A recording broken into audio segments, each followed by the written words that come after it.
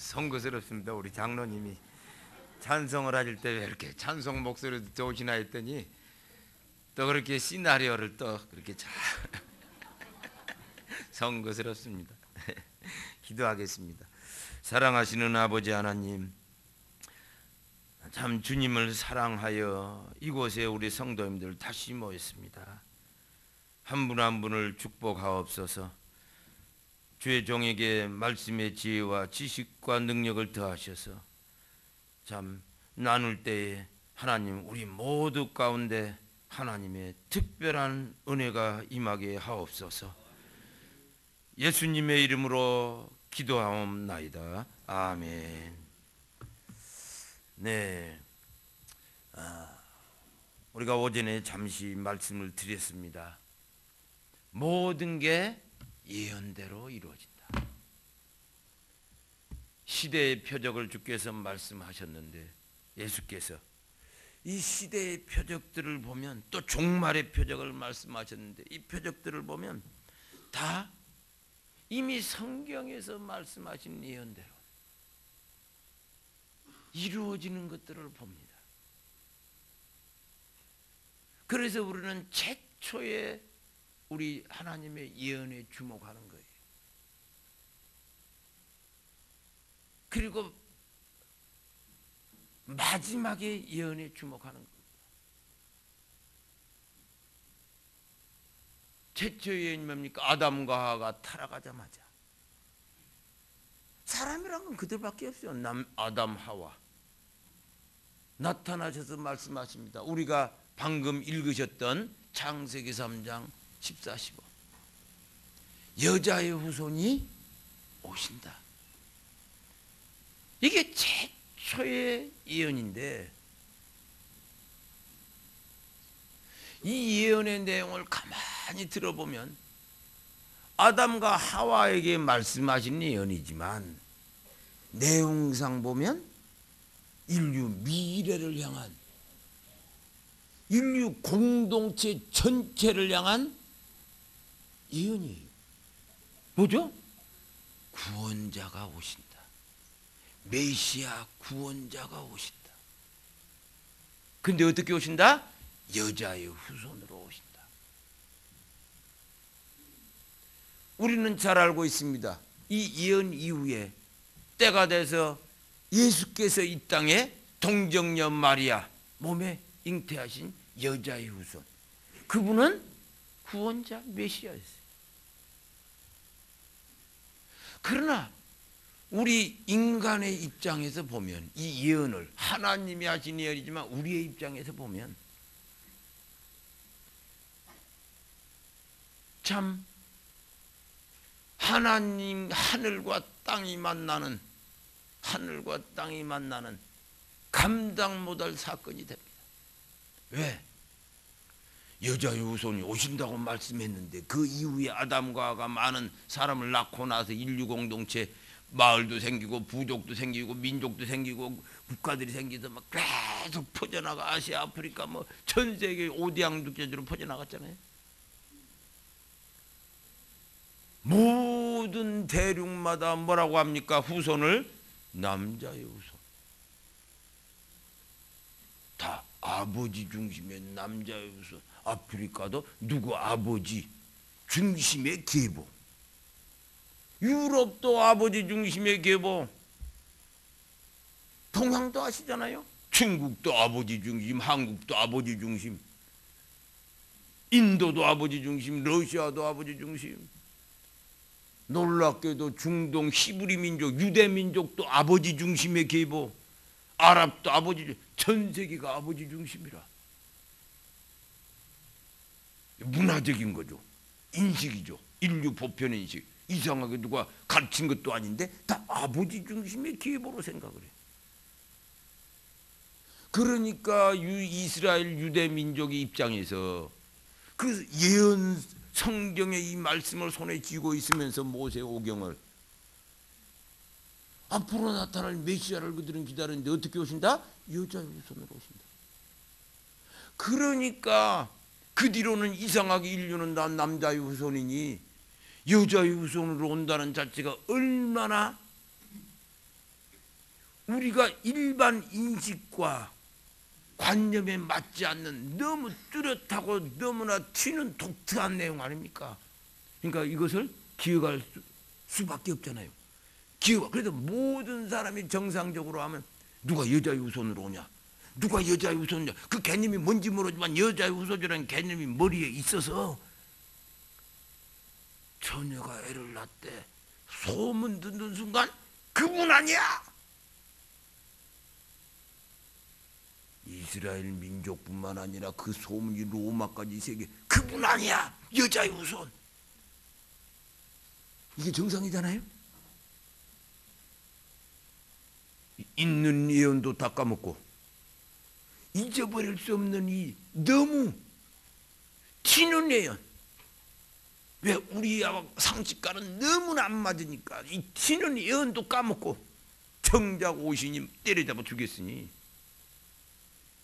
그것도 유대인과 이방 민족의 합작으로 때려잡아 주겠으니, 그래서 우리는 이걸 보면서 생각하는 겁니다. 아니 이 예언을 어떻게 잊어버릴 수 있냐고. 유대인 입장에서, 이스라엘 입장에서 너무 우리 관념이 안 맞는 거라 이게 뭐야 이게 뭐라고 뭐야 하면서 기억할 수밖에 없는 너무나 튀는 이 예언을 어떻게 잊어버릴 수 있냐고. 까맣게 날려버리고 정작 오신이 때려잡아 주겠으니, 도대체 우리 인생이 무엇인가? 인간의 한계를 여기서 보는 거예요.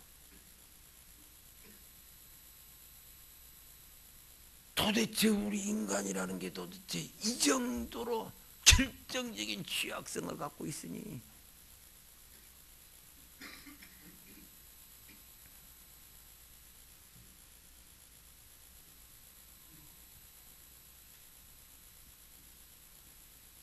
또 한 가지 생각하면 그 예언이 있는 후에 여자의 후손으로 오신 메시아 얼마나 걸려서 왔어요? 우리가 연대를 다 정확하게 따질 수는 없지만 적어도 4,000년 후에, 그 예언이 4,000년 후에 이루어지니, 여러분 보세요. 어떤 신이 자기가 뭘 예언하고 그걸 4,000년을 이룰 수 있는 신이 있어요?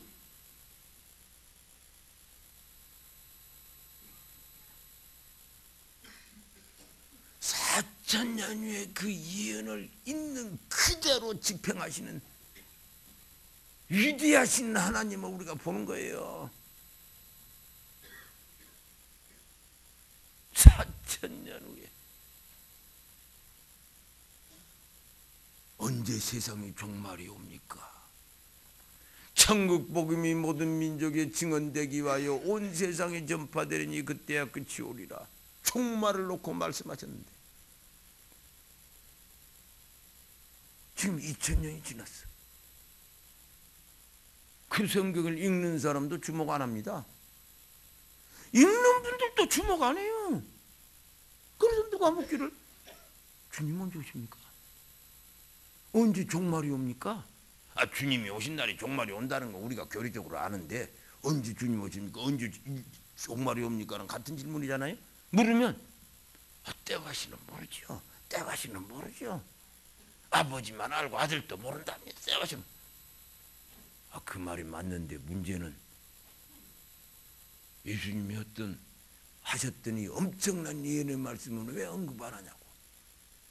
인류의 종말에 대한 예수님이 직접 하신 절대 예언, 천국 복음이 모든 민족에 증거되어야 하리니 그때서야 끝이 오란 말을 왜 언급을 안 하냐고. 제 말이 틀렸습니까? 한국 사람들도 그렇게 말해. 한국 크리스찬, 미국 크리스찬도 그렇게 말해. 전 세계 크리스찬들이 그렇게 말해. 누가 언젠가 그 말을 했는데 그걸 이상하게 자기 스스로 한 번도 말씀 읽으면서 살펴보지 않고 자동으로 기계처럼 입에서 태어납니다. 때와 시는 모릅니다. 때와 시는 모릅니다. 그러나 예수께서 하신 말씀이 있습니다. 뭐죠? 마태복음 24장 14절 천국 복음이 모든 민족에 증거되면 끝이 온다 했지 않습니까? 우리가 종말의 때는 모르지만 종말의 조건은 알지 않습니까? 무슨 조건? 종말의 조건. 주님이 다시 오신 재림의 조건. 뭐죠? 천국 복이 모든 민족에 증거되면. 이 말을 하는 게 정상이잖아요. 안 합니다. 때와 시는 모릅니다 해놓고 그거 관심 갖지 말라고. 그 말이죠. 때와 시는 모릅니다. 아버지만 아시고 아들도. 그 말이 뭐 관심 갖지 말라고. 모르지만 주께서 하신 예언이 있습니다. 종말이다. 내가 정상 아니에요? 그래 놓으니까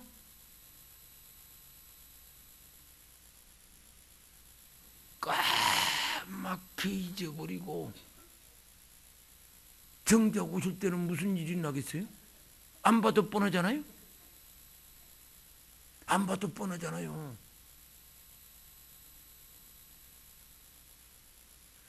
인간 똑같습니다. 똑같습니다. 성경의 마지막 말씀을 기억하십니까? 계시록 마지막 내가 속히 오리라. 그러니까 성도들이 화답해요. 주 예수여 속히 오시옵소서. 이러고 성경이 딱 끝나잖아요. 결국 성경의 마지막 계시록 22장 20을 마지막도 결국 그 말이라. 내가 속히 오리라. 재림 오시옵소서. 화답. 그리고 딱 끝나.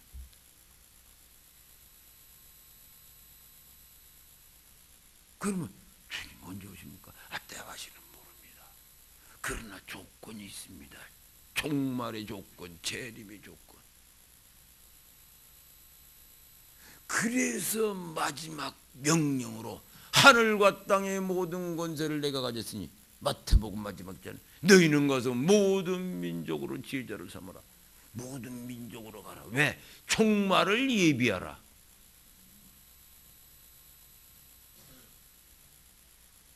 그리고 끝나잖아요. 그리고 승천하셨어요. 예수님도. 그 명령 마지막 하시고 하늘로 올리신 거 아닙니까?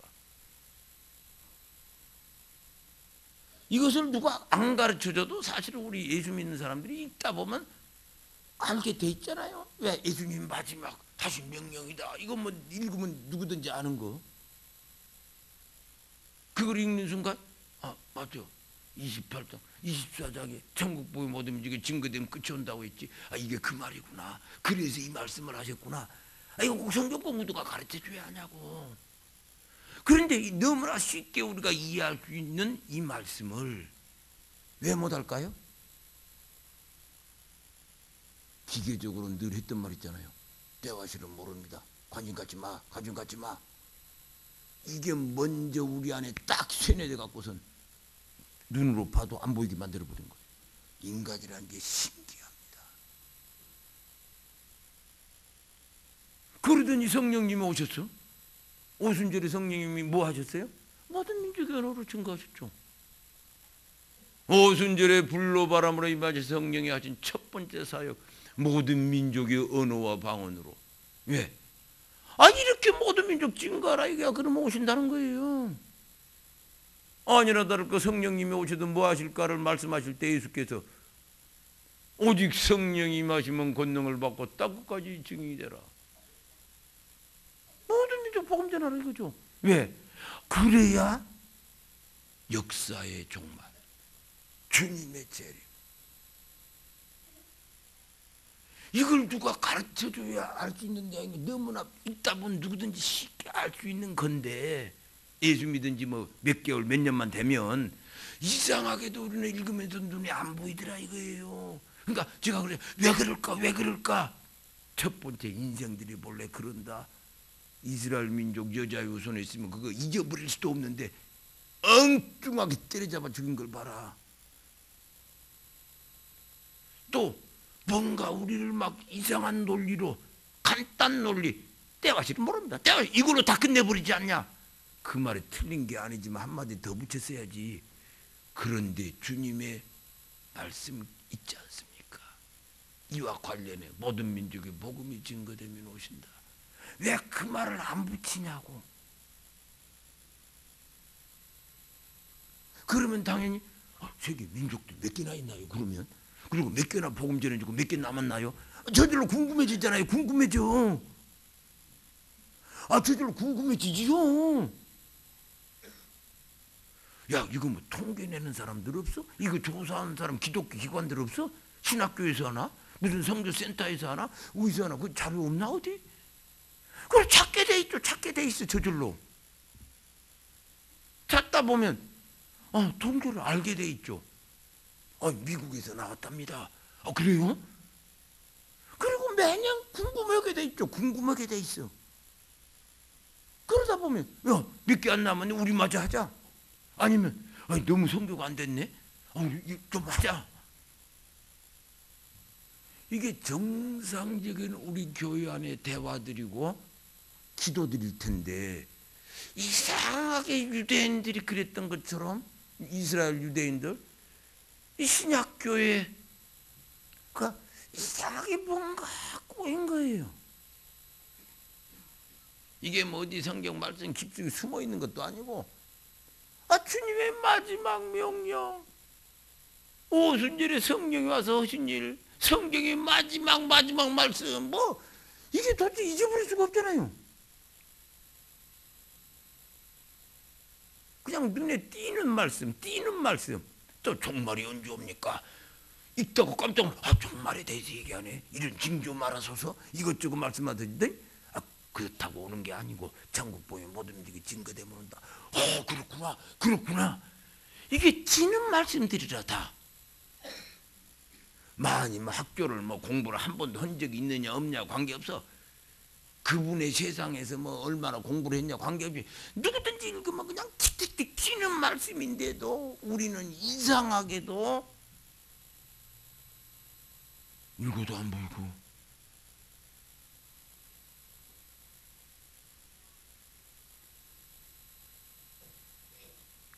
뭔가 좀 이상하지 않냐는 생각을 하는 거예요. 이게 영적이지 그냥 상식적으로 이해할 수 있는 게 아니라 이게 뭔가 영적이다는 생각을 하는 거예요.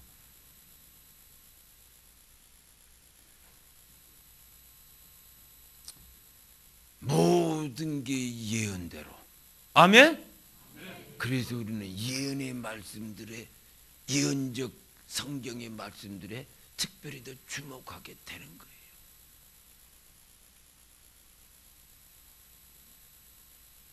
이미 여러분들이 또 아시지만 전 지구적으로 일어나는 엄청난 이슬람 현상에 대해서도 나누잖아요. 왜 이렇게 이슬람 청년들의 테러 이것을 그렇게 미국, 유럽 전 세계 국가들이 감당 못하고 이 난리냐. 한 3년이면 아무래도 다 때려잡았어야지. 지금 벌써 16년째 17년째 왜 세계가 이슬람 테러로 난리냐. 가만히 내용을 보면 청년들이 하는 거라. 이슬람 청년들이. 그거 세계 국가들, 정보원들, 경찰들 다 연대해서 그거 하나 때려 못 잡냐.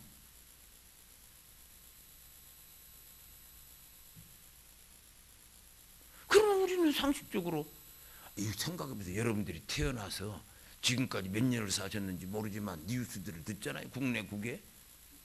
한 뉴스 이슈로, 한 주제로 이렇게 16년을 1년 내내 시끄럽고 그게 16년간 주제 한 번이라도 있었습니까? 한 번이라도 있었냐고 여러분들 살면서.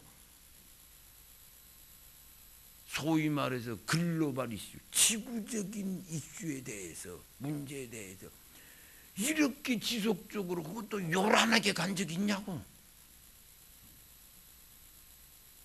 그러면 인간 상식으로 누가 뭐라 왜 난리야.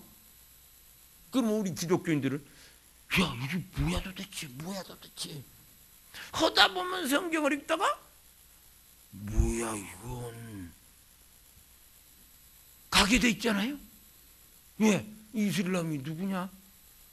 이거 뭐 세상 사람이나 누구든지 이슬람은 무엇인가라고 할 때 첫 번째 대답은 뭐예요? 이스마엘의 후예들이죠. 이스마엘의 후예들. 그리고 갑자기 아브라함의 자식? 아브라함, 이삭과 이스마엘이잖아요. 그런데 이게 지금 쌈박질하고 있잖아요. 지금부터 4,000년 전에 예루살렘에서 시작한 이삭과 이스마엘의 싸움, 형제 갈등, 이게 퍼지고 지난 4,000년 역사 속에 아브라함에서 시작한 예루살렘에서 시작한 이 갈등이 동네 집안 싸움이 동네가 점점 중동, 유럽 막 세계로 점점 갈등이 팽창하더니 드디어 막 세계 갈등이 돼갖고서 막 이걸 세계가 감당을 못하고 허부적거리고 있지 않느냐는 거 아닙니까? 세상 사람들이 이걸 몰라도 우리는 알 수 있죠. 우리는 성경 얘기를 알잖아요. 왜? 이 사건은 우리의 얘기거든. 성경의 얘기. 우리의 얘기입니다. 믿음의 조상 아브라함. 그런데도 그러니까 이게 뭐 성경에 많은 지식이 있을 필요 없어. 혹 내가 이슬람이 이스마엘의 후예다는 거 혹 몰랐다고 할 수 있어. 그래도 물어보면 누가 그 이스마엘 그거라고. 그 순간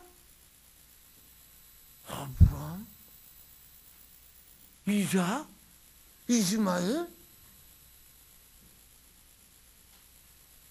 형제 갈등이 지금까지 오네. 뭐야 이거 4,000년. 그러더니 이게 지구 갈등, 글로벌 지구 이슈가 돼서 난리네 세계가. 야 이게 종말론적 아니야 이게.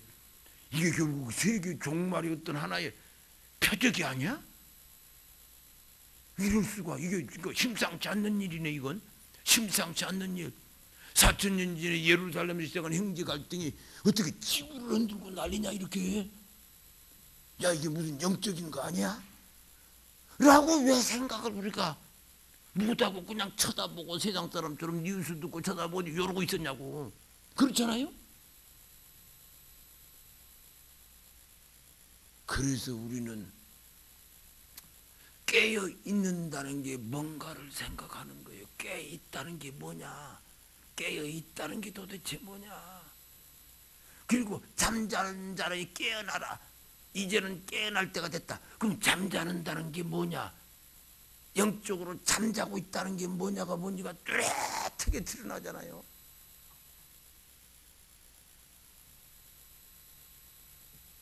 모든 게 예언대로.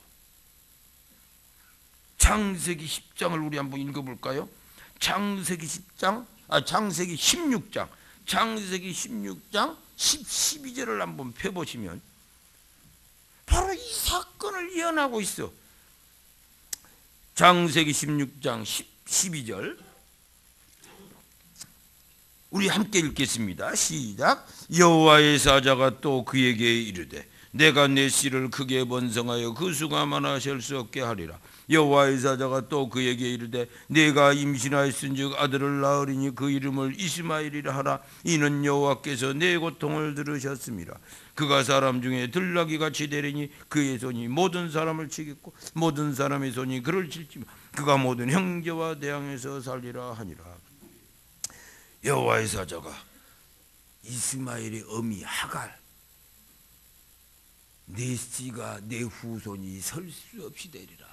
하갈과 이스마엘의 후손이 셀 수 없이 되리라. 보세요 지금 세계를. 이슬람 국가가 57개입니다. 국민 전체가 통째로 이슬람인 나라가 57개. 그리고 유럽은 이미 이슬람이 우리 기독교인보다 더 많아졌어. 유럽은 캐톨릭이 인구의 4%, 우리 개신교는 인구의 2 내지 2.5%, 이슬람은 5%. 나머지는 다 무신론자로 개조됐다고. 무신론자로 개조. 유럽은 어쨌든 종교로 하면 이슬람이 제일 많아져 버렸어.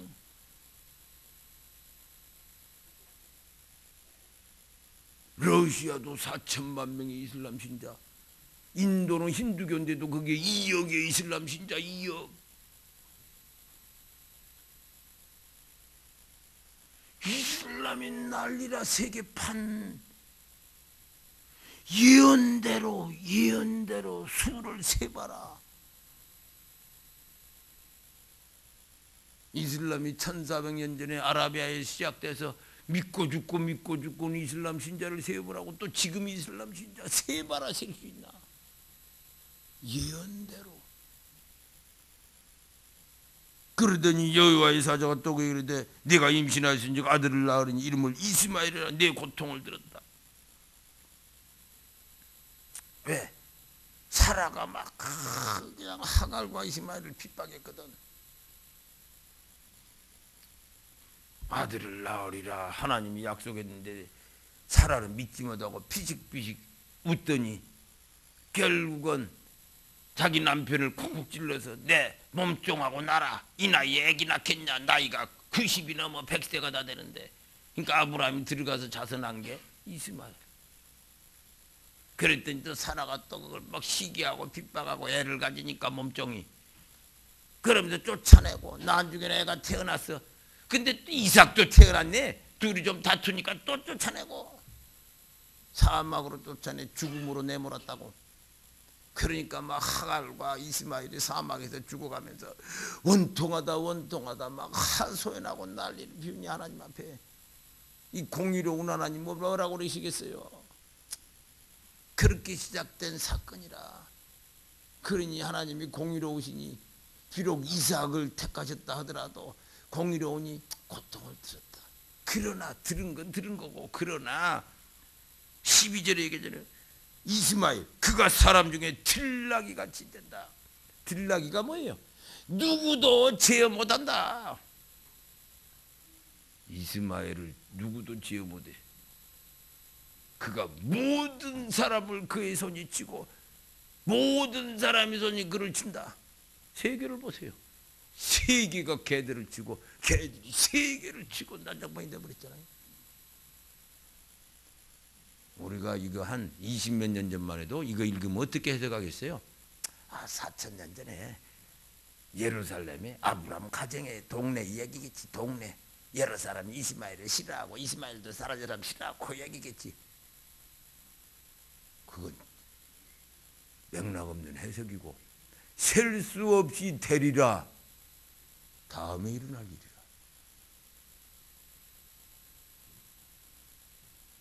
그때는 뭐 몇 명 됩니까? 오늘을 얘기하고 있는 거예요. 오늘날을 얘기하고 있는 거라고. 그러니까 이 말씀이, 이 예언의 말씀, 예언이잖아요. 우리가 증인입니다. 이 말씀이 4,000년 만에 성취되는 걸 지금 우리가 눈으로 보고 있잖아요.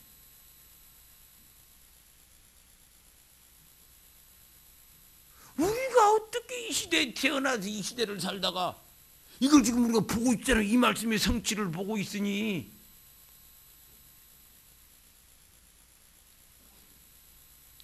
우리가 증인입니다.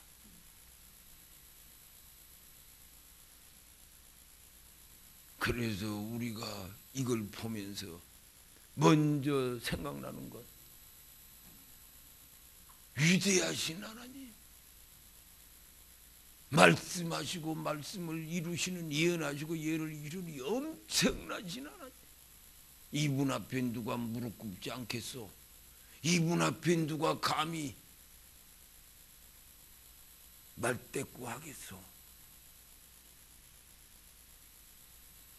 이분의 말씀과 명령 앞에 누가 딴소리 하겠소? 순종하는 것 말고. 예수께서 천국 복음의 모든 민족에 증거되면 끝이 오리라. 이 전 인류 운명을 논 종말의 예언 분명히 이루어집니다. 분명히 이루어진다고. 그러면 또 그 위에다가 모두 그 예언의 위에, 예언의 기반 위에 하신 명령, 너희는 모든 민족으로 가서 제자 삼아라. 하늘과 땅의 모든 곳에 내가 가졌으니 너희는 모두 제자 삼아라. 이 지상명령, 선교명령. 어떤 핑계로 이것을 노노하고 있겠냐고. 어떤 핑계로 이것을 무시하고 이건 나와 아무 관계없는 거 아니야 라는 식으로 딴소리하고 있겠냐고.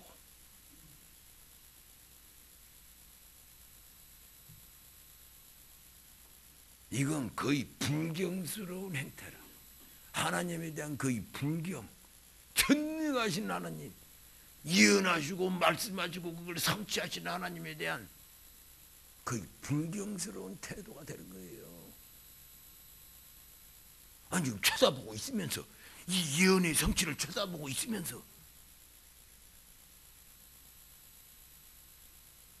분명히 예수님의 그 말씀, 예언의 말씀도 이루어질 줄 믿습니다.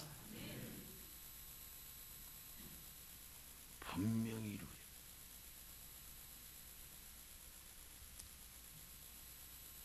모든 민족의 복음이 증거되어야 하니 그때서야 끝이 오리라. 그러니까 하나님께서 종말을, 조건을 여기다 박아놓은 거예요. 우리가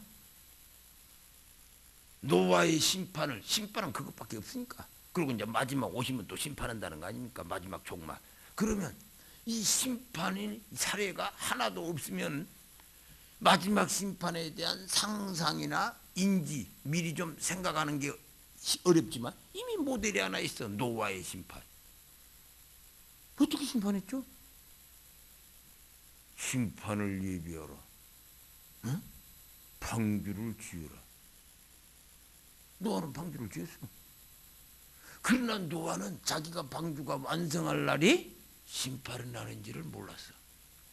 왜? 그 전에 사례도 없고 또 네가 다 완성하면 내가 심판을 다 때린다, 뭐 그런 강조점도 없고, 그러니까 최선을 다해서 그런 순종했어. 그랬더니 덜컹 다 만드니까 뭐가 그렇게 급했냐고 문이 저절로 닫혀.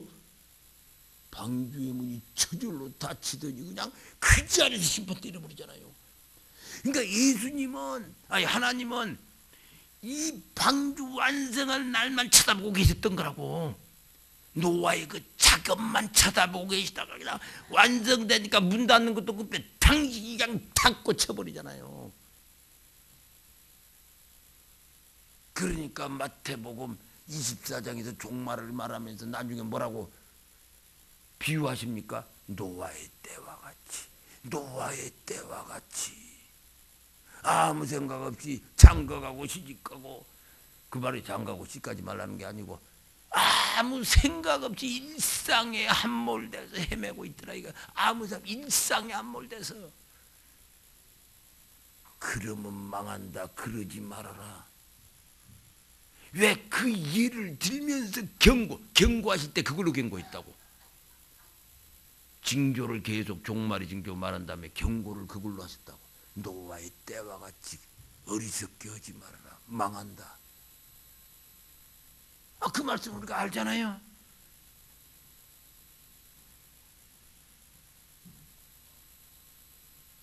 방주가 완성된 날이 심판의 날이었어요.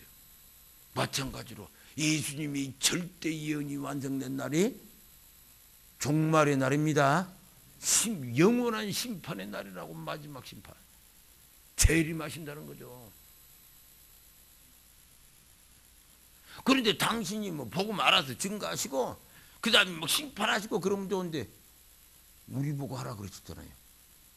유언처럼 마지막 명령으로 너희는 가서 모든 민족으로 제자를 삼아라.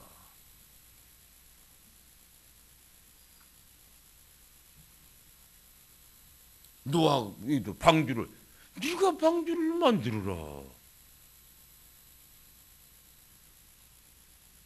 그래서 우리는 하나님이 일하시는 방법의 일관성, 패턴, 일관성을 보는 거예요. 그냥 당신만 때려버리면 되지. 만들어라. 만드는 작업을 하고 있을 때 사람들은 비웃고 햇빛 쨍쨍, 무슨 종말이냐 햇빛 쨍쨍. 극단성. 심판이 다가오는데도 막 끽끽거리고 있는 인생들, 그리고 마지막 끝내버리잖아요. 모든 민족 복음은 증거되면 끝이 온다. 말했는데도 관심도 없음을 넘어서 막 멀리까지 가서 무슨 성경, 아이고 우리나 잘해야지, 우리는 여기. 똑같은 얘기죠. 똑같은 얘기. 똑같은 거 아닙니까? 내용상 보면 똑같은 거 아니에요. 자기가 말씀으로 들어가지 못해서 세계를 경영하지는 하나님의 맥락으로 생각을 못 해갖고 동네에서 여기나 이러고 앉아있으니, 비록 내가 연약하고 부족해서 인간이라 동네에서 왔다 갔다 한다 할지라도 성경의 사건과 말씀과 하나님의 말씀들이 막 세계를 움직이는 말씀들이니 우리는 그걸 쳐다보면서 이 동네에 앉아 있어야 되는데 그거 다 지워버리고 동네 얘기만 하고 앉아있으니, 그러니까 넘어질 수밖에 없는 거죠. 인간, 우리 연약한 인간이 넘어질 수밖에 없는 거죠. 결국은 나는 내가 관심 없는 걸 떠나 방해하는 꼴이 되잖아. 입술로 방해, 사기를 제어시키고 방해하는, 그렇게 되잖아요. 제가 이걸 길을 말하는 게, 제가 다니다 보면 그런 게 너무 많아. 우리 여기 교회야 워낙 우리 장로님 목사님들 다 막 비전을 가지고 있으니까 그러지 않겠지만 다니다 보면 그런 게 너무 많아. 그래서 제가 이런 말을 합니다. 어떨 때는 장로님이 막 반대해요. 제가, 장로님 선교를 안 해도 좋은데 반대는 하지 마세요. 마지막 유언 아닙니까? 유언이라는 것은, 부모의 유언도 유언하면 자기가 보기에 말도 안 되는 유언을 해도 그래도 유언이니까 억지로라도 들어주는 게 인간의 도리인데, 흉내라도 내는 게 인간의 도리인데 어떻게 반대를 하냐고. 이 유언을, 마지막 유언, 그것도 십자가에 피 터져 죽으시고 부활하셔서 하신 그 마지막 예언을 어떻게 그냥 입술로 막 그걸 정면 반대하는 말을 툭툭툭 하냐고. 너무 인간이 경박스러운 거예요. 교회 다니는 분이 너무 경박스러워. 이해는 못해도 반대는 안 하는 게 정상인데 너무 경박스러운 거예요.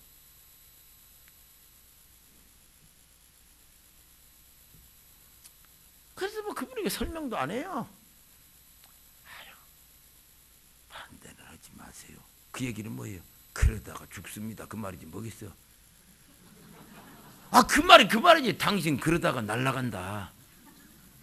한 방에 날아간다. 거짓 말하라. 그 말이지 뭐겠어요. 제가 불쌍한 거죠. 불쌍해.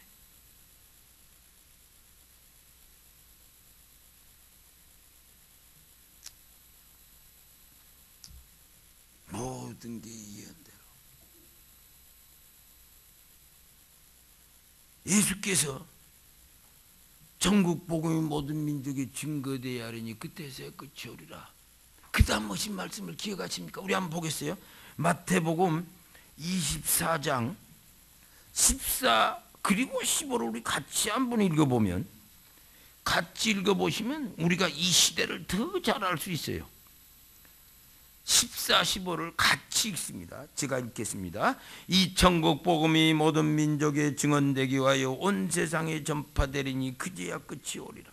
그러므로 너희가 선지자 다니엘이 말한 바 멸망에 가져간 것이 거룩한 곳에 선 것을 보거든 읽는 자는 깨달을진저. 이 징조를 말해 주셔서 종말의 징조를 그러자 이것저것 말씀하시다가 하나의 중요한 결론으로 천국 복음 모든 민족에 증거되는 끝이 온다고 하더니 갑자기 딴 얘기를 하세요. 가증한 것, 다니엘서에서 언급된 그 가증한 것 뭐죠? 적그리스도가 등장한다. 그러더니 21, 22절을 보면 21, 22 이는 그때 큰 환란이 있겠습니다. 창세로부터 지금까지 이런 환란이 없었고 후에도 없으리라. 그날들을 감하지 아니하면 모든 육체가 구원을 얻지 못할 것이나 그러나 택하신 자들을 위해서 그날을 감하시리라. 뭐요? 이는 그때 큰 환란이 있겠다. 마지막 환란을 말해. 왜? 창세로부터 지금까지 이런 환란 없었고 그 다음에 후에도 없다. 그러니까 전에도 없었고 앞으로 후에도 없다는 건 뭐죠? 마지막 환란이죠. 엄청난 마지막 환란. 그러니까 앞에서 말한 가증한 것이 등장한단 말은 마지막에 등장할 적그리스도를 말하는 거라는 걸 암시하는 거죠. 적그리스도가 등장하고 마지막 환란이 오고 적그리스도가 세계를 막 세계 교회에 환란을 준다는 얘기죠. 그러면 이게 뭐 안 봐도 우리가 다 아는 성경의 예언에 우리 교리로서도 알 수 있는 맥락이잖아요.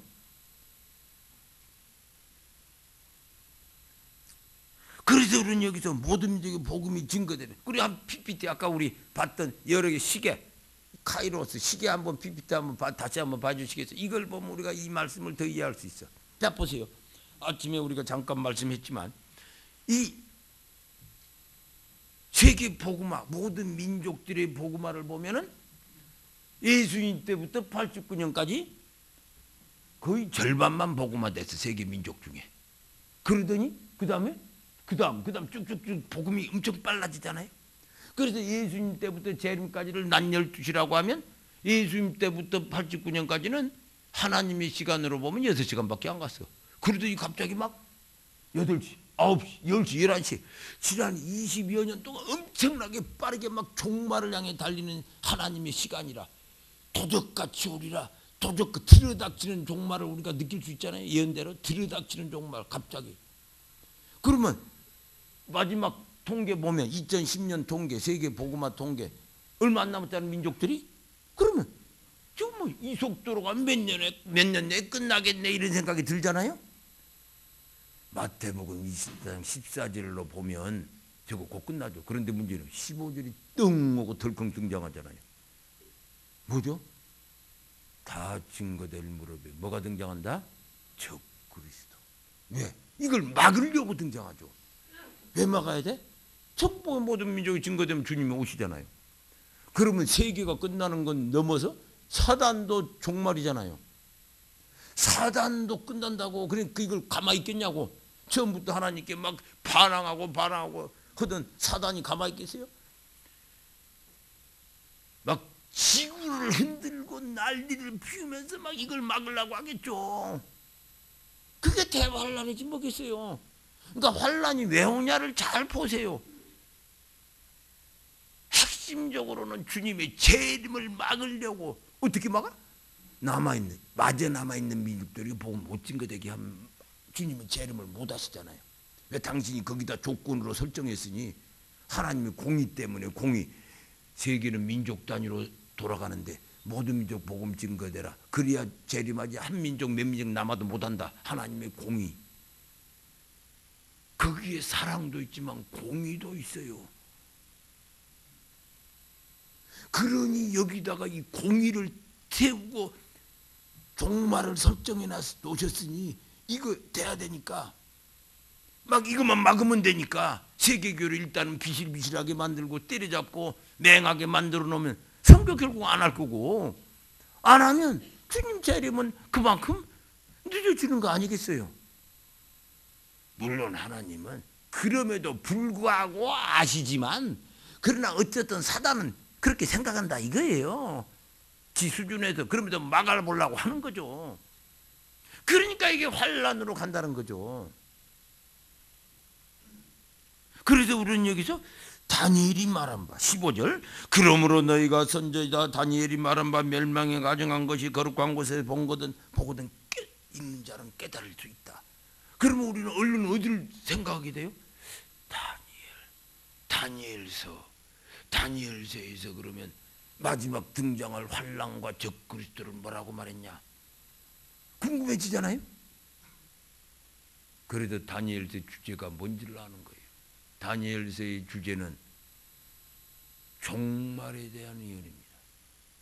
그 신학자들이 다 그렇게 말하잖아요. 그러니까 다니엘서는 예수님 전 600년 전에 기록된 예언서임에도 불구하고 누구하고 맥락을 같이 해? 계시록하고 같이 하는 거예요. 그래서 모든 종말 예언의 연구 신학자들이 다니엘서, 계시록 두 개를 놓고 연구하는 이유가 거기에 있어. 예수님께서 직접 다니엘서의 주제와 권위를 종말하고 같다는 걸 여기서 암시하니까. 그래서 다니엘서 2장에서는 적그리스도의 정체, 9장에서는 제국과 적그리스도의 상관관계, 7장에서 9장도 상관관계, 12장에는 가증한 것이 예배를 폐하고 막 환난을 주는 장면.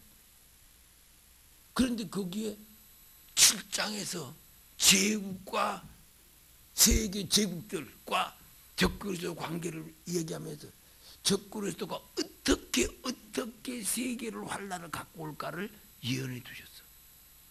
그러니까 이게 우리에게는 엄청나게 중요하죠. 왜? 사단의 전략을 알게 되는, 적그리 전략을 알게 되는 중요한 힌트 아니게요? 뭐라고 있어요? 우리가 그래서 다니엘서를 보는 거예요. 다니엘서 한번 보면 7장을 보시면 사단의 적그리스도의 전략을 거기다가 심어 놓으셨어.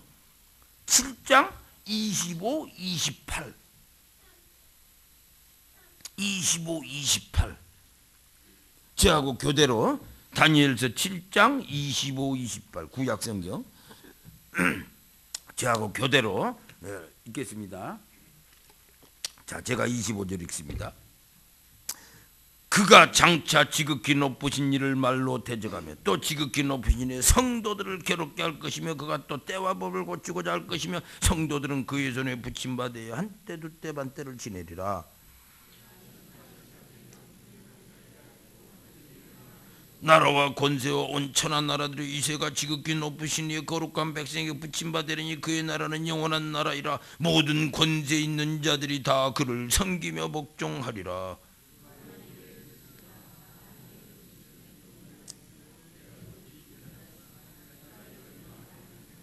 예, 그가 짐승 적그리스도. 신약성경에는 짐승이라고 나와.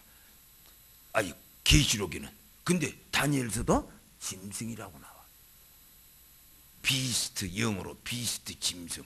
뭐야? 적그리스도. 그가 장차 지극히 높으신 이를 말로 대적해. 지극히 높으신 하나님을 막 대적해. 공공연히 숨기지도 않아. 이제 또 지극히 높은 이의 성도들, 뭐죠? 교회를 괴롭히고 성도들을 괴롭게 환난을 줄 거라 이거야.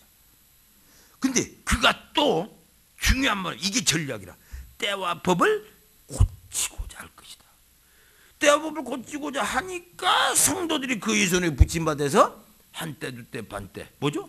대환란에 들어가. 대환란을 한때 두때 반때 이렇게 표현합니다. 몇 군데에서 성경. 그러니까 대환란이 어떻게 오냐는 이제 우리가 알았잖아요. 때와 법을 고치려고 하니까. 때는 뭐예요? 카이로스. 하나님의 종말의 때를 바꾸려고 하니까 카이로스.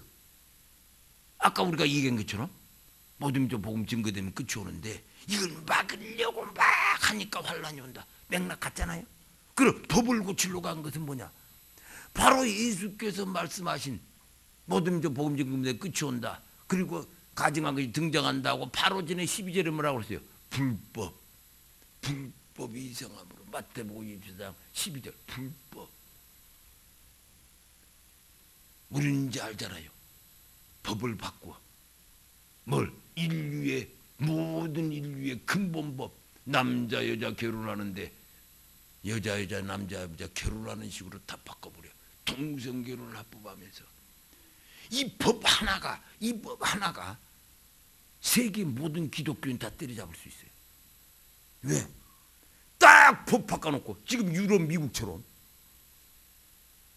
반대하는 사람은 다 때려잡잖아요.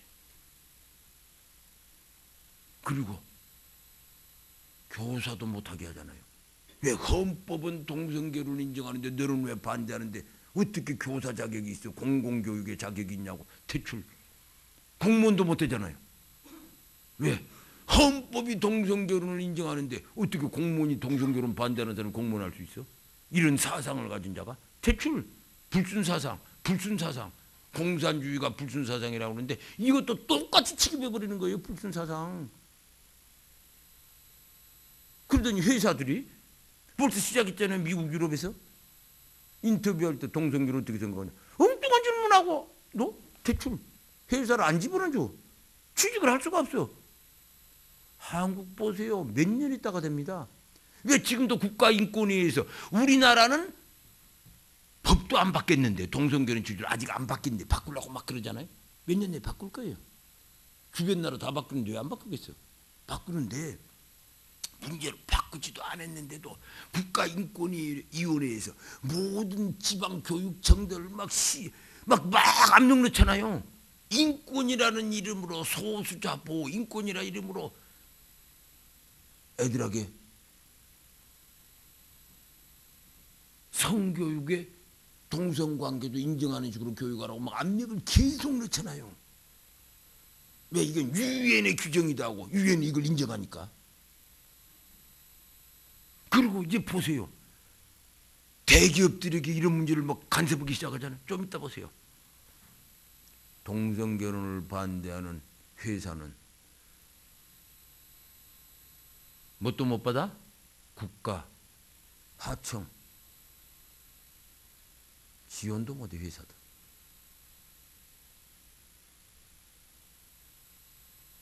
미국에서 뭐라고 그랬어요? 유럽에서는 이미 그러고 있잖아요. 동성결혼 반대하는 교회는 우리가 헌금 내잖아요. 세제 혜택 안 줘. 연말정산에 그거 못한다고.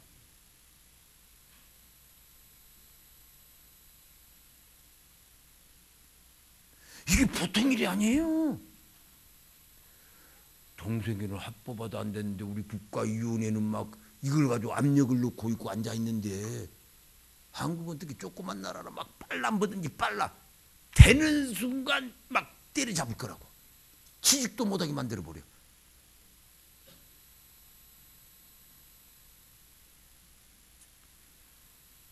그러니 신실한 기독교인들은 막 터지는 거죠. 그러니까 이게 극히 현실적인 이야기예요. 극히 현실적인.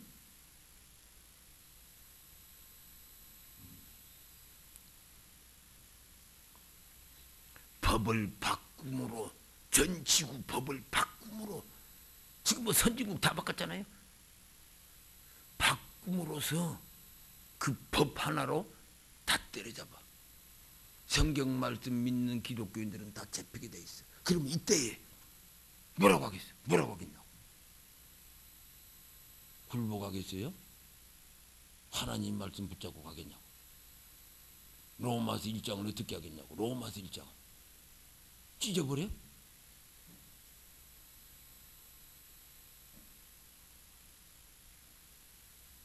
사실상 배교를 강요하는 거예요. 트럼프가 이 사람이잖아요. 트럼프가 이상한 대통령이잖아요. 막 성질도 이상한 것 같고. 미국 기독교인들이 선거 때 80% 기독교인들이 트럼프를 밀었어. 왜? 그 이상한 사람을 왜 밀었겠어요? 당신 기독교 안 때려잡지. 안 때려잡지. 약속해라, 약속해라. 그래, 구체적인 약속은 뭐 했어요? 교회에서 동성결혼을 반대한다고 세금 면세를 박탈하는 거. 연말정산 면세를 박탈하는 걸 나는 절대로 못하게 하겠다. 그래서 밀어준 거예요. 엄청난 현실이잖아요.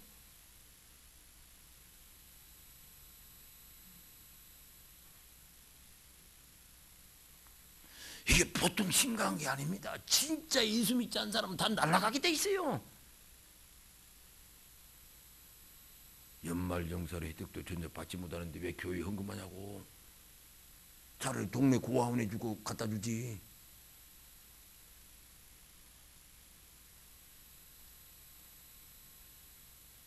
그거 하나만 아닙니다. 교회가 못 들어가게 만들어버려요. 이래저래 교회는 막 박살내버리는 거예요. 직접 2000년 전처럼 막 칼을 내밀고 죽인다. 2000년 전 로마 시대. 그래서 그들이 승리했어요? 사단이 승리했냐고. 로마가 기독교 제국이 돼버렸어. 목에 칼을 대고 죽였어. 그랬더니 기독교가 이겨버렸어. 사단의 입장에서 실패했다고 실패한 방법을 또 써먹겠어요? 법을 바꾸는 방법으로 다 때려잡아 버리는 거예요. 근데 사람들이 예언의 말씀을 모르니까 다니엘서 환란이 온다 환란 그러면 죽이고 자르고 어떻게 이 생각만 하는 거예요. 이 생각만. 그렇게 했더니 여러분들 아세요? 우리 기독교인들이라는 게 뭔지? 안 당해봐서 모르시죠? 진짜 그렇게 죽인다고 그러면 갑자기 기독교인들이 엄청난 믿음이 살아나, 성령의 역사로. 그리고 어지간히 연약하지 않으면 그냥 너하고 숨겨버려요. 기독교인들이라는 게. 기독교인들이 자기가 자기를 몰라, 우리 형제자매들이. 그런데 이런 식으로 죽이면 비실비실 다 가는 거예요. 개구리 잡는 법 모르세요? 미지근한 데다 집어넣으면 따뜻하다고 삶아지는데 뜨거운 데 집어넣으면 팍 튀어서 날아가 버리잖아.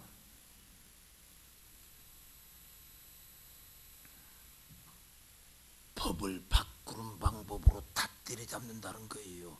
이제 우리는 알았으니 그럼 이 법을 바뀔까 안 바뀔까? 불법이 성한다, 지구적으로 지배한다. 좋아, 이건 예언이니까 우리가 받아들여. 그러면 우리는 어떻게 할 것인가 말을 이제 해야죠. 예언대로 돌아간다고. 단 우리는 어떻게 할 것인가. 각오하셔야 될 줄 믿습니다. 그러면 이 험한 이렇게 연약한 행제들이 오히려 더 날아가고 계시록 13장 적그리스도 세계 지배 내용을 보면 막 날아간다고 막 배교하고 사실상 배교한 장면이 막 나오잖아요. 그럼 이 꼴을 어떻게 봐 우리가? 그러니까 우리는 지금부터 영적인 준비를 말씀 안에서 하지 않으면 다 날아간다. 그리고 더 험해지기 전에, 연약한 행제 더 날아가기 전에 우리는 어떻게 해야 돼? 주님 오심을 예비해야 돼. 방주를 막 힘써 더 빠르게 만들듯이 우리는 남는 민족 어디 있냐? 가서 복음을 빨리 전해서 주여 오시옵소서 해야죠. 마라나타, 주여 오시옵소서. 두 가지 방법 말고 뭐 있냐고.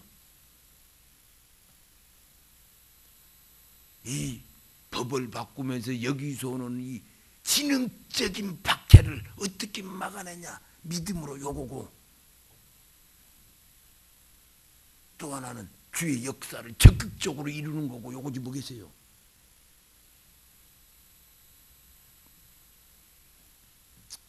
또 한 가지 마지막 죄가 사탄의 전략을, 적그리스도의 전략을, 이 다니엘서에서 나왔잖아요. 또 어디서 말합니까? 계시록 13장 적그리스도 짐승이 세계 지배 장면이 나오는데 거기에 또 전략이 나옵니다.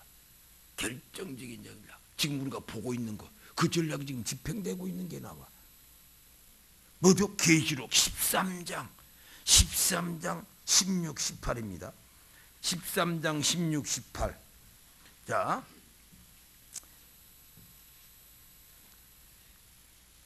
계시록 13장 16, 18. 우리 한 목소리로 좀 큰 소리로 읽겠습니다. 시작. 그가 모든 자 곧 작은 자나 큰 자나 부자나 가난한 자나 자유인이나 종들에게 그 오른손이나 이마에 표를 받게 하고 누구든지 이 표를 가진 자에게는 매매를 못하게 하니 이 표는 곧 짐승의 이름이나 그 이름의 수다. 총명한 자는 그 짐승의 수를 세어보라. 그거 전 사람의 수니 그 수는 666이니 짐승 적그리스도 그가 모든 사람에게, 작은 자 어린이나 큰 자 어른이나 부자나 가난한 자나 관계없어요. 그냥 다 표를 받게 한다. 몸에. 그 표가 뭘까는 그건 적게 두고, 하도 과학이 많이 발달하니까 우리 생체 통제 시스템, 컨트롤 시스템 만드는 건 이미 다, 그 기술은 다 끝났어요. 집행만 안 할 뿐이지. 어떻게 알아? 이컨대 물건에 컨트롤 시스템 넣어서 안 냈어요. 넣었죠. 바코드. 모든 물건에 이걸로 다 컨트롤. 이걸 팔려면 찍고 우리 카드 찍어야 교환해. 아니면 못 움직여. 모든 물건에. 그러면 우리가 소나 말 같은 이런 데도 박아 안 박아요? 박았죠. 어디만 안 박았죠? 인간만. 맞죠? 가로수에도 다 박아놨던, 이제 가로수들까지도 전봇대 같은. 인간만 박으면 만물이 통제 시스템.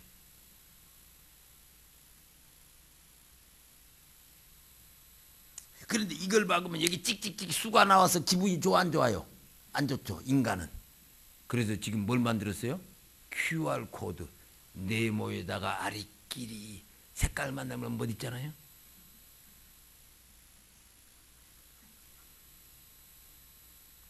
1단계 업그레이드 시켜놨어. 1단계 더 멋있게. 근데 미국 한국은 그 다음 끝을 이미 다 만들어놨어. 집행을 안 하는 거예요. 때가 되면 하려고. 나노 테크놀로지. 머리에 2만 분의 1의 작은 나노에다가 여기다가 칩하고 똑같은 정보를 집어넣을 수 있는 기술. 엄청나. 미국 일리노이 대학에서 2012년에 발명했는데 그냥 여기다가 찍하고 마치 도장을 딱 찍으면 그 속에 나노들이 있어서 거기다 정보가 주입돼. 나는 누구인가, 이 사람은 누구인가, 여기 스캔하면 그냥 다 나와. 찍하고 컴퓨터 스캔하면 다 나와 이게. 근데 나중에는 컴퓨터 스캔이 아니고 위성에서 자동 스캔.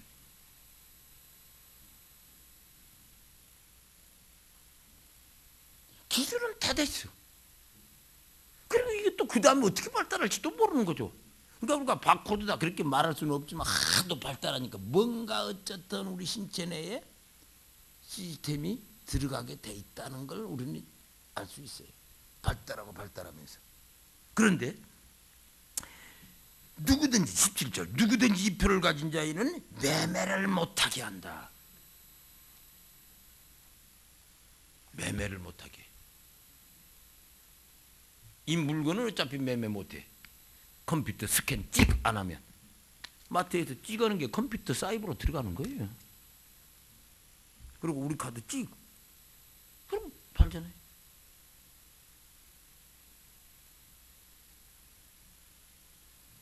지금 그렇게 움직이잖아.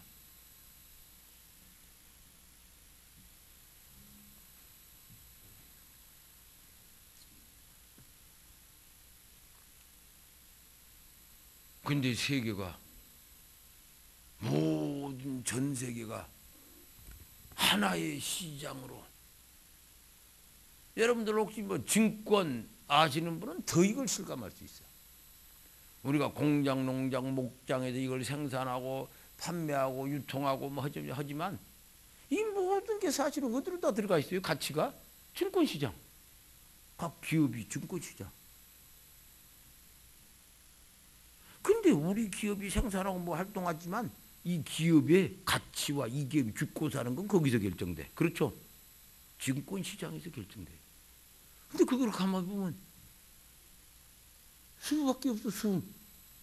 숫자밖에 없어. 지지지지지 막 엄청나게 숫자밖에 안 나와요 스크린에. 그런데 기업이 죽고 산다고. 그러니까 우리 모든 경제 생산 경제 행위가 종합적으로 한 시스템 속에서 막 움직여. 뉴욕 증권시장, 동경 증권시장, 서울 증권시장, 홍콩. 근데 이 증권시장들이 다 같이 움직이잖아요. 사이버상에서 모든 세계 경제 행위가 막 숫자로 바뀌어서 움직이는 거예요. 그러니까 한 체제죠, 한 체제. 그래서 펀드들이 세계적인 펀드들이 막 오늘은 뉴욕 증권시장 갔다가 동경 갔다가 서울 갔다가 상하이 갔다가 막 런던 갔다가 프랑크푸르트 막 쉬지도 않고 막 24시간 펀드들이 들어갔다 나왔다 움직이면 막 세계 경제를 움직이잖아요. 거기서 막 작전 세력들이 막 엄청난 펀드로 막 죽이고 살리고 난리잖아요. 하나의 사이버 마켓. 거기는 수만 움직여. 그래서 이거 뭐라고 그래? 이 표는 곧 짐승이리 일문화 이름의 수라. 지혜가 여기 있으니 총명한 자는 그 짐승의 수를 세보라. 그것은 사람의 수니 그 수는 660명. 이거 뭐라고 그래? 수. 컴퓨터, 사이버 세계 이 다 뭘로 만들죠 이게? 수의 조합. 그래서 처음에는 이렇게 오리지널하게 수를 찍찍 찍어놓은 거예요. 수의 조합. 어떻게 컴퓨터는 사람은 압니다. 수학하는 사람도 알아. 수를 조합시켜서 사이버 세계를 만들었어. 그리고 우리가 하는 모든 실질적인 세계에서 하는 행위가 다 글이 들어가야 돼. 물건 살 때도 글이 찍 가고, 우리가 돈 찾을 때 은행에서 찍 집어넣고, 카드 집어넣는다는 게 사이버로 들어갔다 나오는 거예요. 비행기를 움직여도 파일럿이 비행기를 움직여도 운전사가 사이버상으로 찍 접속한 다음에 움직여. 우리가 뭐 증명서 하나 떼려고 응? 우리 구청에 어디 가도 띡띡띡띡띡 하면서 찍 속에서 나오잖아요. 쉽게 할 수 있게 만들어서 우리가 사이버 속으로 들어가는 거예요. 병원에 가도 가면 이름 뭐지 주민등록 찍찍찍 사이버상으로 움직이잖아요. 비즈니스 하는 사람들이 다 컴퓨터, 사이버, 인터넷 하면서 다 비즈니스 하잖아요. 모든 게 실제 세계에서 움직이는 게 사이버 세계, 인터넷 세계를 들어갔다 나오면서 움직여. 이게 없이는 이쪽이 안 돌아가. 모든 정부기관에다 컴퓨터 놓고 인터넷 놓고 움직이잖아요. 하나님은 세계를 만드셨어. 두 가지 세계. 실제 세계, 우리가 사는 영적 세계, 보이지 않는 세계 두 개를 만들었는데 인간들이 제3의 세계를 만들었어요. 사이버 세계. 그랬더니 인간이 만든 사이버 세계, 인조 세계가 하나님이 창조한 실제 세계를 움직여. 뭔가 좀 이상하잖아요. 이게 뭐냐, 이 표가 뭐냐, 이 표가 뭐냐 그랬더니 수의 모종의 수의 체제다. 넘버 시스템이다 그 말이죠. 인터넷, 컴퓨터, 사이버 모든 게 넘버 시스템이잖아요. 수학적 체계라고. 그래서 우리는 이걸 보면서 적그리스도가 어떻게 세계를 장악하고 환란을 준다? 시작은 법을 바꾸려고 할 것이고 때를 바꾸려고 할 거 이렇게 시작하지만 결국은 어떻게? 매매를 못하게 하며 전 세계 시장을 컨트롤해. 가능해졌잖아 이제는. 그 다음에 수의 체계로 또 컨트롤해. 제가 여러분에게 한 가지만 예를 들면 지금 그들이 이 사악한 세력들이 적그리스도 세력이 있다 하면 그들이 여기 누가 앉았는지 알기를 원하면 10초도 안 걸려요. 통신위성, 위성 통신 딱 이쪽을 딱 찍고 컴퓨터 엔터를 딱 치면 우리 이름 다 나옵니다. 지지지지지지. 왜? 여러분들이 지금 주머니에 핸드폰으로 찍찍찍찍찍 신호가 가잖아. 나 여기 있어, 나 여기 있어, 나 여기 있어. 근데 우리가 핸드폰을 쓸 때 그냥 갖다가 어디서 그냥 길거리에서 사서 쓰고 또 버리고 누구 주고 그러면 되는데 꼭 내 신분을 넣으라고 해. 꼭 넣으라고 그러잖아요. 당신 주민등록증 넣고 다누라. 거기 들어가면 내 은행에 돈이 얼마인지 뭐든지 다 은행 정부 시스템이 있잖아요. 사이버 세계. 여러분들 초등학교 1학년 동창생 누군지 아는 사람 한 명도 없을 거라고. 그중에 한 명 기가할까 말까 하고 있지. 그들은 다 압니다. 딱 여기 있는 사람 이름 떴어. 이 중에 한 사람 딱 클릭하면서 띵 하면서 얘 초등학교 1학년 동창생 명단 찍 나와. 왜? 국가에 들어가 있는 모든 컴퓨터 사이버에 들어가 있는 국가 정보는 그들이 다 접속하니까 다 나와요. 하다못해 여러분들이 3년 전 낮 12시 정각에 어디 있었는지 그들이 알기를 원하면 다 알아. 3년 전 낮 12시 정각에 어느 커피숍에서 누구하고 둘이 앉아서 있어. 어떻게? 그때도 찍찍찍찍 신호 보내고 있었잖아요.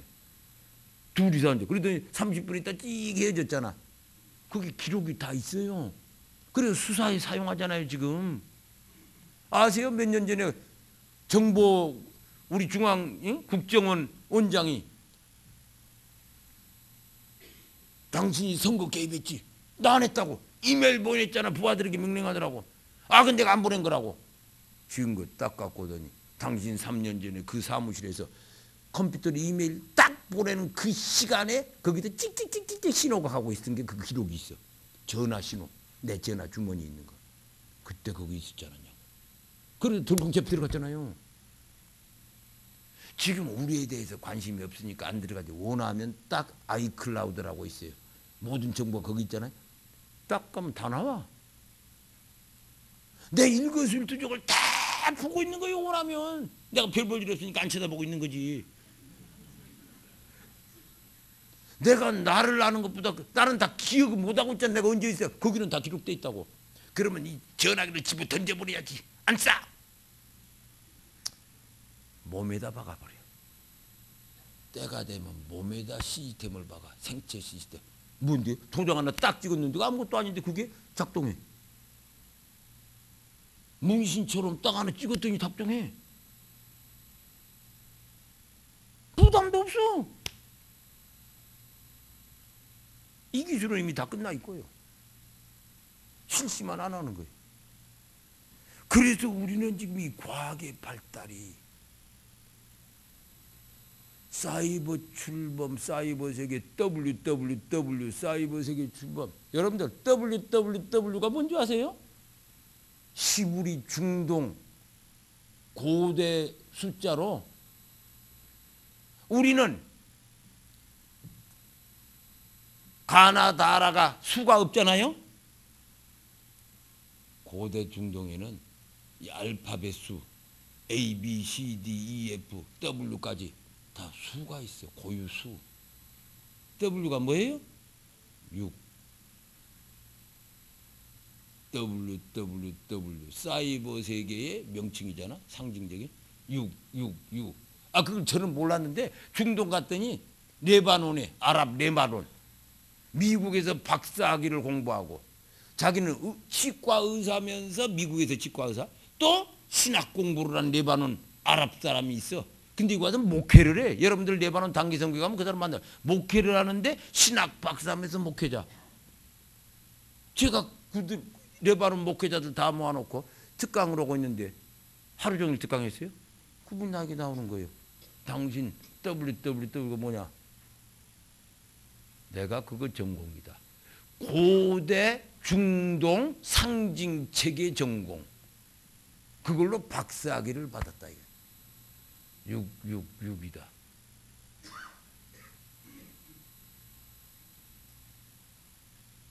상징체계 전공. 뭐가 뭘 상징하고 뭐가 뭘 이걸 통해서 세계가 어떻게 움직이는지 고대 세계가.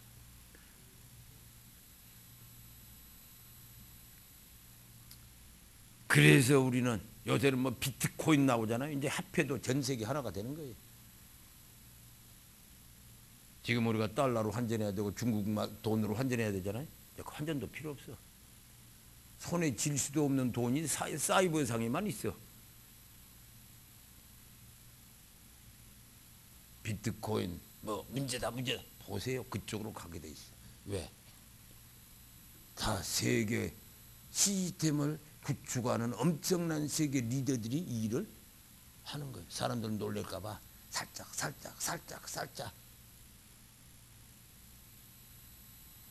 비트코인이라고 요새 막 신문에 맨날 나오잖아요.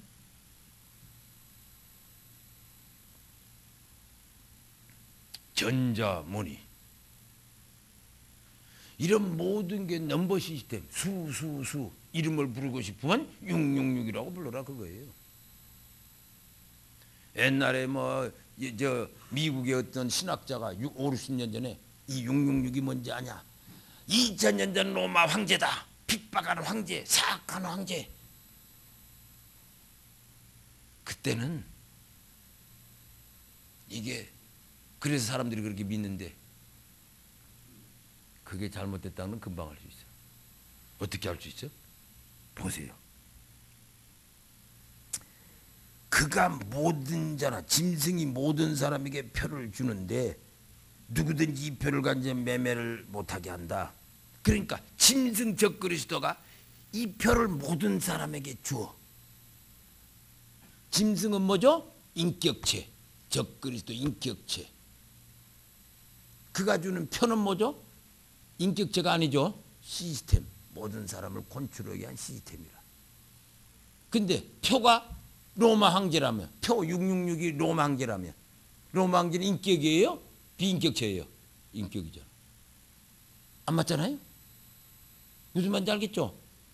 예를 들면 로마 황제를 모든 사람들이 주냐고.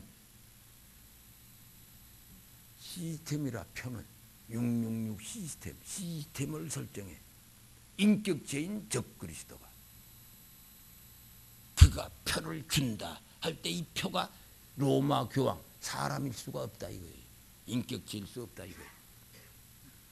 그러면 왜 그분이 그런 말을 했을까? 아 그때 아셨겠냐고. 그분이 5, 60년 전에 언젠가 수십 년 후에 세계가 넘버 시스템 수의 체계 이게 등장해서 사이버 세계가 등장하고 막 이게 막 통신위성으로 움직이고 막 세계를 이렇게 통제할 수 있다. 생각했겠어요? 사이버 세계 출범을? 못했죠. 그러나 우리는 지금 그 안에 살잖아요. 그때는 상상도 못했죠. 세계가 이렇게 될 걸.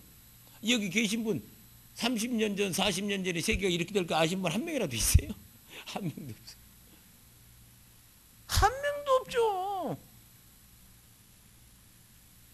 갑자기 들이닥쳐버리는 거예요. 갑자기 들이닥쳐버려. 이슬람도 막 와우 갑자기 들이닥치고 한 10몇 년 전부터. 그 다음에 또 뭐 동성애도 갑자기 들이닥쳐서 막 법을 바꾸고 세계가 10년 전부터. 그 다음에 막 그냥 이런 사이버 세계도 막 그러고 이슬람도 그러고 동성결혼 이것도 그러고 이슬람도 그러고 모든 게 이게 막 한꺼번에 들이닥치잖아요. 최근 10년 20년 사이에. 그런데 이렇게 들이닥치지만 지난 20년 사이에 무슨 일이 있어요? 복음은 더 빨리 증거됩니다. 모든 민족에. 복음은 이제 얼마 남을지 않아도 막 증거되는데 그들은 또 하고 막는 거 아니에요. 마치 막 지구 영적 전쟁이 일어나듯이 막 그런 광경이 보이잖아요. 왜냐하면 이 모든 게 이슬람이나 거짓 선지자잖아. 이슬람이나 이 짐승 막 사이버 세계나 이런 모든 것들을 보면 동성결혼은 다 적그리스도 적인 어떤 현상이잖아요. 그래서 우리는 이 마지막 시대에 정말 깨어 있어야 될 줄 믿습니다. 그러나 마지막 가장 중요한 게 뭐겠어요? 그렇다고 이걸 예언대로 다 하나님은 이걸 미리 예언하셨어. 예언하신 분이 더 크신 분입니다. 이걸 통해서 환난을 주는 것보다 이런 일이 있다고 미리 수천 년 전에 말씀하신 분이 더 크신 분이에요. 맞죠? 이걸 그렇게 수천 년 전에 미리 알고 계신 하나님이 더 위대하시고 더 크신 분이다. 두려워할 게 하나도 없다. 두려워할 게 하나도 없다. 이걸 다 미리 말씀하신 하나님께서 이걸 모든 걸 다 끝내십니다. 그러나 과정 속에서는 우리가 깨어 있어야 되는데 문제는 우리가 깨어서 더 말씀 안으로 들어가고 더 우리 예수 믿는 사람들이 더 연대하고. 그리고 그동안에는 우리가 항상 사역을 할 때 불신자들을 막 더 배려를 하고 불신자들을 막 웃으면서 하고 우리 형제들끼리는 좀 다투고 이랬다고. 이제는 믿는 사람을 더 먼저 챙겨야 됩니다. 우리 형제들을 먼저 챙겨야 돼요. 다 날아갈 판이잖아. 우리 형제들을 먼저 챙기고 그 다음에 세상 사람들을 챙겨야 돼. 순서를 좀 이제는 바꿔야 될 때가 왔어. 순서를 바꿔야 될 때. 둘 다 챙겨야 되지만 먼저 우리 형제들을 챙겨라. 그 다음에 세상 사람 챙겨라. 그때는 형제들끼리는 막 어떻게 좀 대충대충 세상 사람들은 웃으면서 잘했잖아요. 이제는 바꿔야 돼.